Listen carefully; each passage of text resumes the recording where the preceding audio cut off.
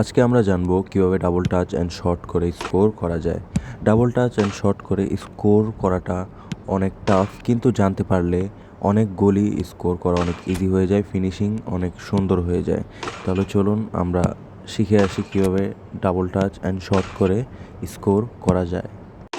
এখন আপনারা সবাই জানেন ডাবল টাচ কীভাবে মারে। ডাবল টাচ ড্যাশে ক্লিক করে জয়স্টিকটা সামনে টান দিতে হয়, বা প্লেয়ার যেই দিকে তাকিয়ে আছে ওই দিকে টান দিতে হয়, তাহলে প্লেয়ারটা ডাবল টাচ ইউজ করে। তো এখানে দেখেন আমি বেলকে পাস দিয়ে সাথে সাথে ড্যাশে টিপ দিয়ে জয়স্টিকটা সামনের দিকে টান মারি, মানে বেল যে দিকে তাকিয়ে আছে ওই পাশে আমি টান দিই, তাহলে বেল ডাবল টাচ ইউজ করে।